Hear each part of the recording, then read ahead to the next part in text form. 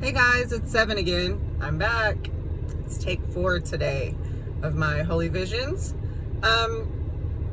Today's kind of a rough one. So yesterday was my 21-year anniversary that I've been with Clem.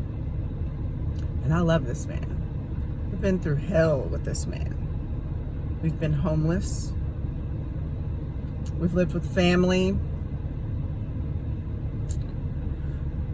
We lived out of our truck for 2 years. He slept on the back of the truck. My newborn 6-month-old baby was on my chest. My 2 daughters were in the front seat. We've been through some hell. So I've been through hell with this man. He's doing well now. He has okay money. He has hustle about him. He just doesn't make me feel loved. So, yesterday was my 21-year anniversary, and I told you when my 20th came around, I didn't get that ring. Now that ring would make up for all the crap that he had put me through. That $17,000 ring was going to make up for a lot. For a lot of him just being neglectful and not saying, I love you. I love you. It was going to make up for a lot. So, let me just tell you. Yesterday was year 21. It's been an entire year that he could have went and got me a ring, even a Cracker Jack box ring. He could have got me a $100 ring. He could have got me a $300 one, like he did the first time from Walmart. He put it in the sack, in a Walmart sack, hopped in the truck while I sat in the truck, threw it over at me in the passenger seat, and he said, here, I'm not such an asshole after all. That's how he gave me my ring. So, let me get this together. This has been 21 years. 21 years. This man was spread way too thin between several different women, plus 7 kids, plus bills, plus 2 families, plus denying his own kids to each baby mama. And when a man is spread too thin, his relationship suffers, and his woman eventually breaks down or leaves and rebuilds. Now, I know my future with Clem. I've told him what my future is. I've seen my future. I told you he'll be a millionaire in 3 years. But he won't be with me. I love him. I want to stay with him. I believe in my past lives that I have stayed with him. And I've given up everything to be with him because I love him so much. But it's not God's plan. I have to give up all my money, plus give up Clem, in order for me to travel the world, talk to the people I need to talk to, and just function the way God wants me to function. I have to let go of the love of my life, and it freaking kills me. It kills me to know I have to give him up. But I do, because he's someone else's destiny. Her name is Maria. In 3 years, when he becomes a millionaire and we are divorced, he'll be in Dallas. I'll be in Dallas. He meets a girl named Maria. And Maria will be 23 at the time, half his age. He'll actually have, his oldest daughter will be older than the girl that he's going to marry. Maria is like a Mexican Kim Kardashian. She's beautiful. She's got her life together. I've seen her. I've seen her. And I remember seeing her in past lives. She looks like a Mexican Kim Kardashian. She's got perfect makeup and perfect long flowing hair down to her butt. Long black hair with curls at the end. She's got a Coke bottle figure, a beautiful Coke bottle figure, like she's got a big at the top and big at the bottom, let's just say that. She's beautiful. And Clem's gonna meet her in the club because in 3 years, when he becomes a millionaire, he stopped drinking. He's been sober and we've drank like fish that's how we met each other, drinking at a friend's house. We've drank for 20 years together, heavily. Drink for breakfast. He would get up and take a shot and have a beer at 4 a.m. So it was a lot for him to stop drinking, but I stopped drinking. I did my 21-day cleanse, my Daniel fast, and I had stopped for a month. And I'd stopped having sex with him for 3 months. I didn't have sex with him for 3 months. So he knew he had to do something different. He knew things were changing and I was changing and he had to change. So he just gave it up one day. He woke up and said, I'm through. And he's been through for 7 months now, because it's almost 8 for me. So, super proud of him. But he will have his first drink when he becomes a millionaire in 3 years. And so he'll start going to the bars. I'll have left him. And he will meet Maria, and she will be a senior in college. She will not need him or his $1 million. She'll be unbothered, not care, that she won't need anything from him. And that's what he's always wanted, is a woman that doesn't need anything from him. And I've never been able to give him that, because I've always been just begging for his attention. And it doesn't matter what I do in life, I'll never be good enough for him. Ever. I love him. I love him.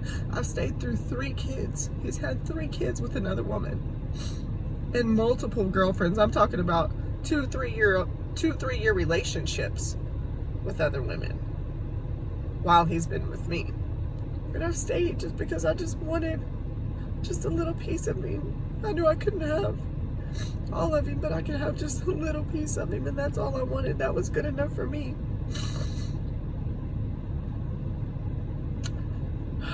And when I was on drugs, he would lock me out of the house. He wouldn't let me in for like 3 days. I would, if I did come in, he would whip my ass or leave me locked out of the house. When I tried to come back, so eventually I just stopped trying to come back because I knew he wouldn't let me in the house.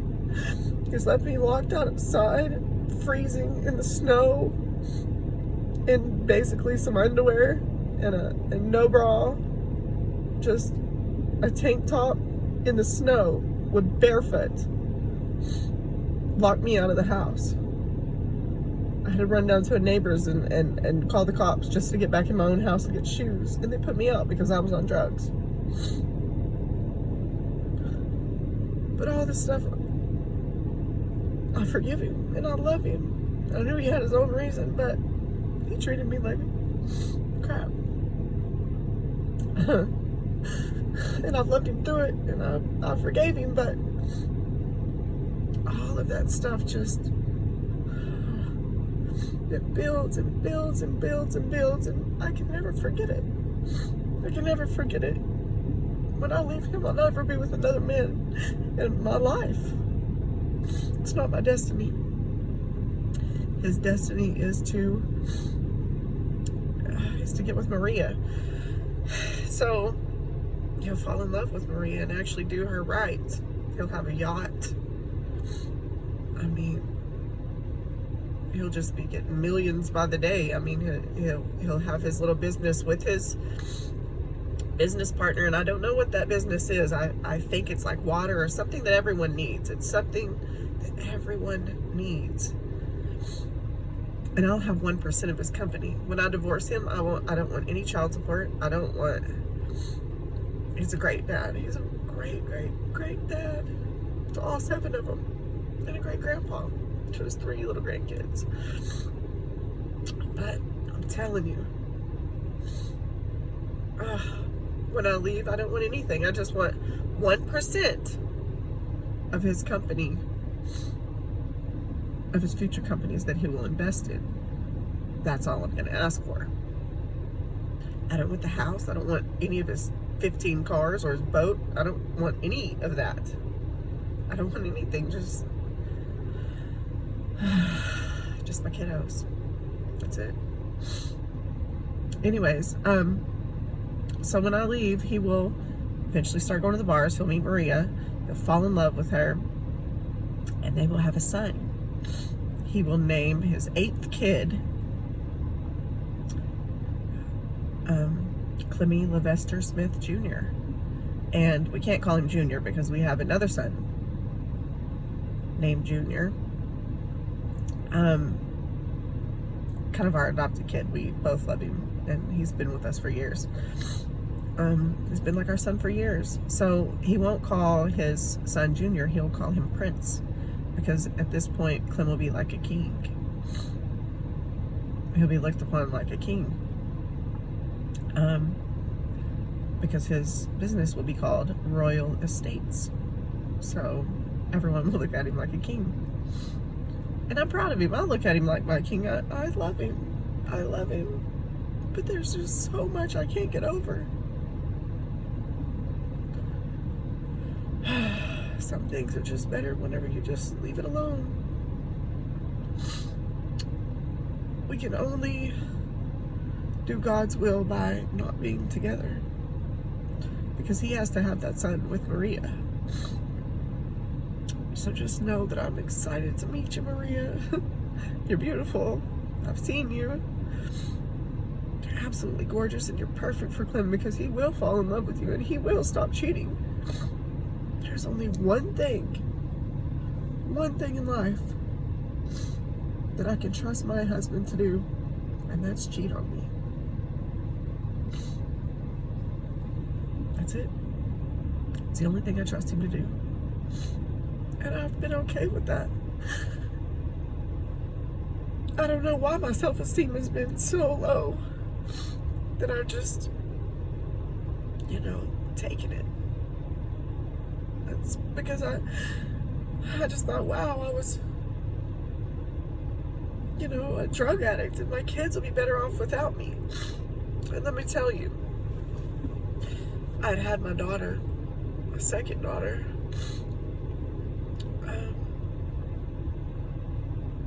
in 2007. I had postpartum depression really, really, really bad. And, I was on drugs before I had her. When I got off, whenever I had her, I never got off of drugs, basically. I just couldn't wait to have her so that I could go back to doing drugs. So, we're spending the night at a friend's house, and he found paraphernalia in the back of my Yukon. My daughter's 3 months old, in a car seat, and boy, he lit into me. I was on Wellbutrin XL 300 milligram. Of course, I wasn't taking it right, but I was still, doing drugs too. So your depression pills aren't going to work if you're heavily medicated on street drugs. And so I had 32 pills in my bottle. I just refilled my prescription, and he was so mad at me, and he was like, "You're pathetic. You're the worst mother ever. My dad was a crackhead, and I don't want my kids' mother to be a crackhead. I don't want my kids to ever go through what I went through. You should kill yourself. This world would be better off without you. Your kids would be better off without you. I don't want a woman that's a crackhead. I don't want my kids' mom that's a crackhead. They would be better off if you were dead. If you would just freaking kill yourself." And all the voices in my head were saying, "You're right. I don't want to be on drugs. I don't want to do coke, crack, meth, anything I can get my hands on for the rest of my life. That's no life. just because I didn't feel whole inside. I didn't feel adequate. I didn't feel sufficient because I had never been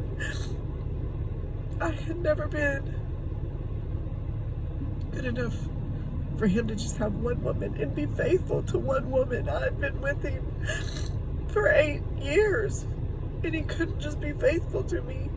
So I knew there was something wrong with me. There had to be something wrong with me because I'd given him everything.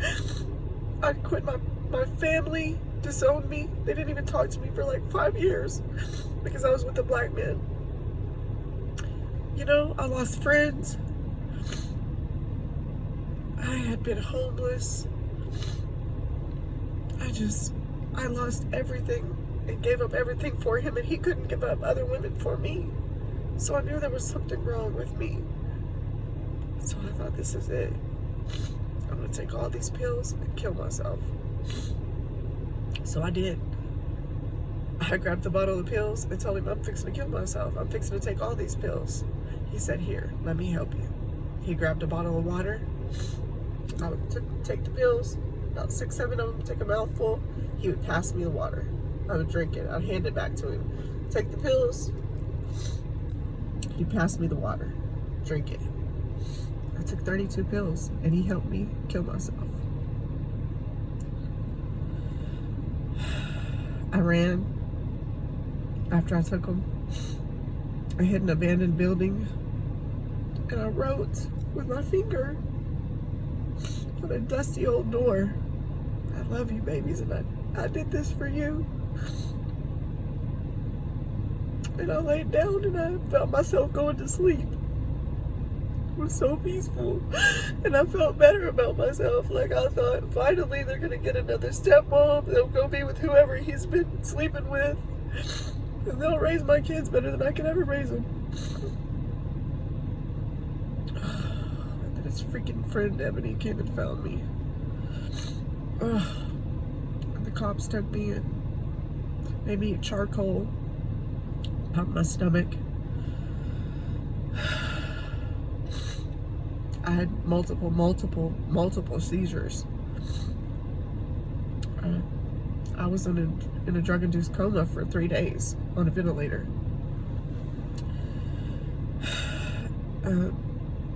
At the hospital, and when I woke up in the pavilion.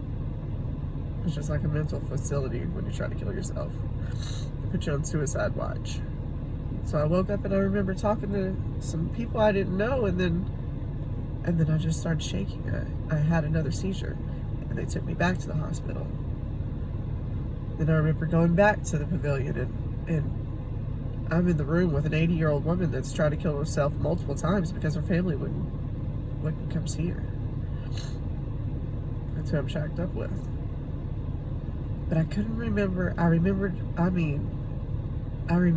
every single detail of me trying to kill myself. I remembered it vividly. All of my emotions, like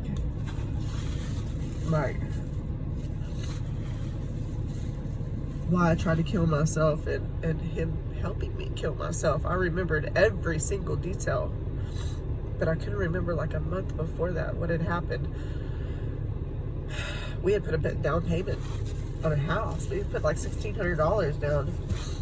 I don't even remember doing that. Everything that he would tell me, he was like, we got to go get this money back because we're not moving in together. That's all he was worried about when I got out of the hospital, you know. But I guess he stayed by my side and he didn't talk to my parents at all. We'd had 2 kids by this time, been together 8 years. Didn't talk to my parents at all because he was a black man. And also because when we were together for 2 years, I told him I was leaving him. He said, no, you're not. And he tried to stop me from leaving his mom's house and knocked me down to my back. I was laying my back on the floor, nowhere to go.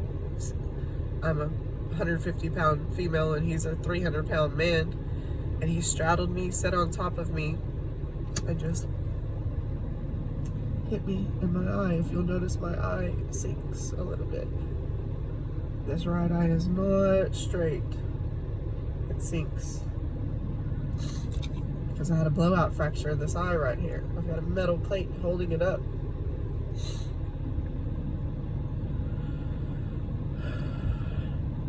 He got 5 years in prison for that.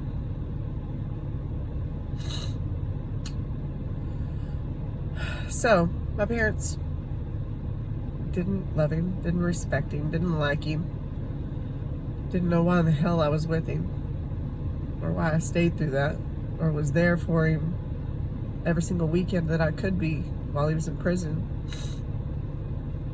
Having my mom, take a 4-hour trip just to go visit him because I was in love with that man. No matter what he did to me, no matter whether he tried to kill me, no matter whether he tried to choke me, no matter how many girls he slept with and had in front of me, I didn't care. He would have them at the house where I lived with him and his mom because my parents had ostracized me. They kicked me out of the family completely. I had nowhere to go. And he would bring his hose to his mama's house, and his whole family knew about it, and there was nothing I could do. And when I did try to leave, he whipped my ass for doing it. So that's what I stayed through. That's what I stayed through.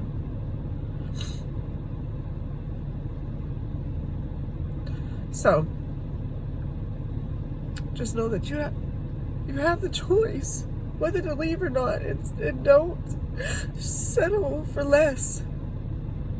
If someone doesn't love you, if someone loves you, they wouldn't help you try to kill yourself.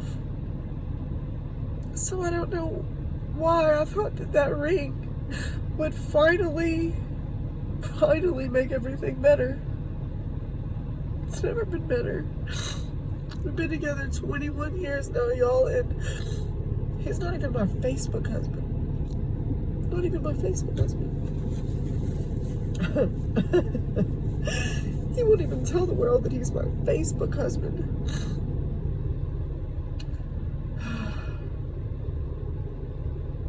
All that women want is to be, they want acknowledgement. It's all that women want is acknowledgement. Acknowledge me. Walk into the room holding my hand. He doesn't hold my hand. He doesn't kiss me. I can count on, it's been less than 10 times in my life that he's ever even French kissed me. Yeah. When we kiss, it's like, that's it. So he shows me no love or emotion there. He doesn't hold my hand in public. He doesn't reply on my Facebook post. He don't even cuss me on my Facebook post. He'll text me and say, take that picture of me down. Don't tag me and stuff. On his Facebook, he's got a picture of his car for his profile pic, and a picture of him and his family, his homeboys, for the background picture. There's not a picture of his wife. He's never posted a picture of me. In 21 years, he's never acknowledged me. If we go out, I feel like he's only going out to look for other girls. I don't feel like he's acknowledging that he even has a wife.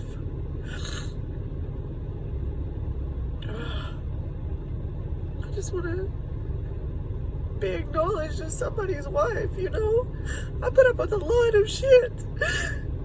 A lot. And I just want you to say I love you in public without me making you do it. That's all I want, is to be acknowledged. So I can sit around and I can cry over yesterday being my 21-year wedding anniversary and me still wearing this $30 ring that I bought for my damn self at the Christian bookstore.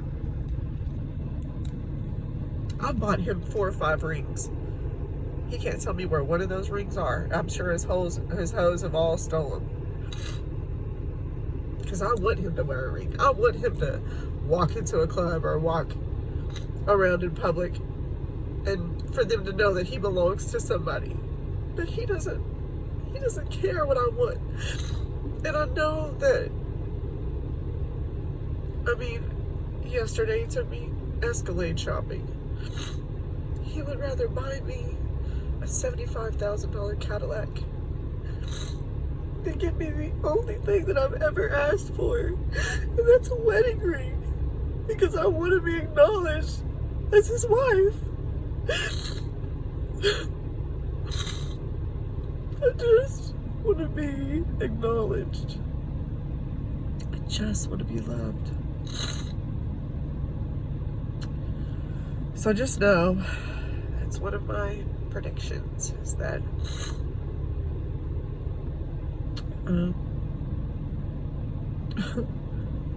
he's gonna marry Maria. We will get divorced. God told me don't leave him until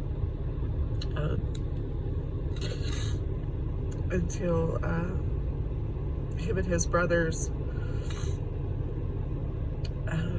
gym goes up. They're gonna build a gym,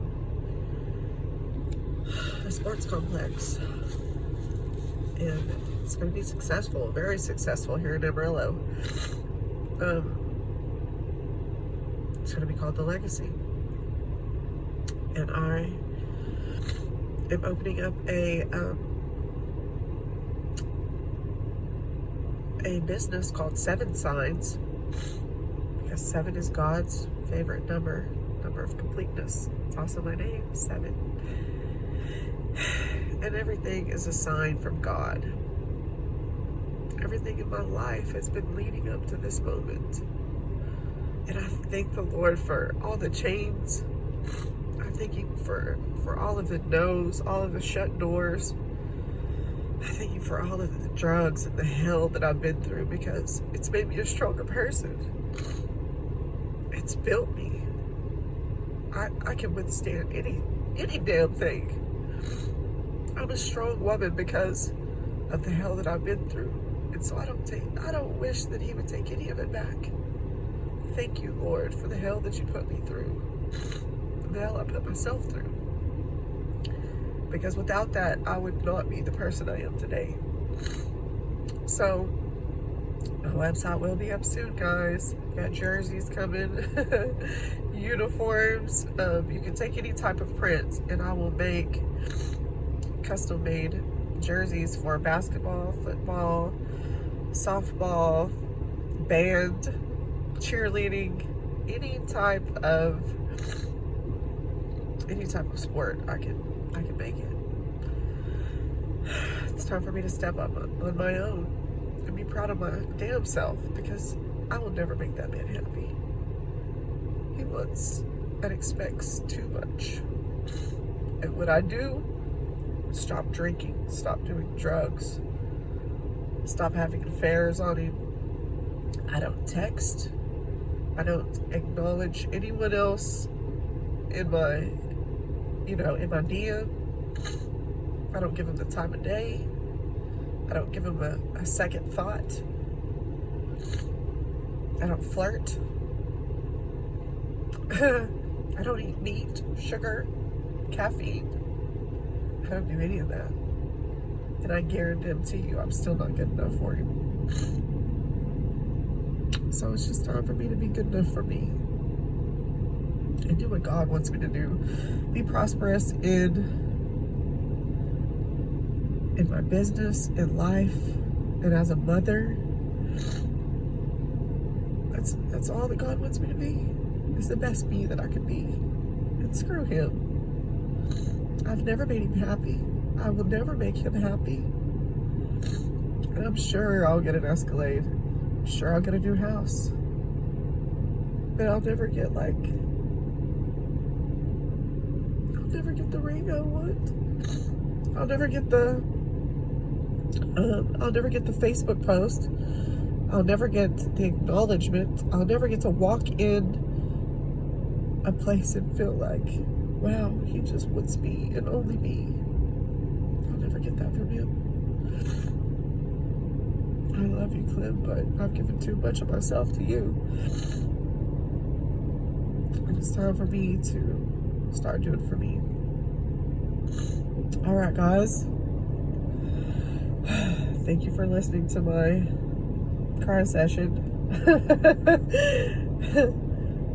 I truly love my husband, but it's just not God's plan. All right, I love you guys. Thank you for listening. 7 out.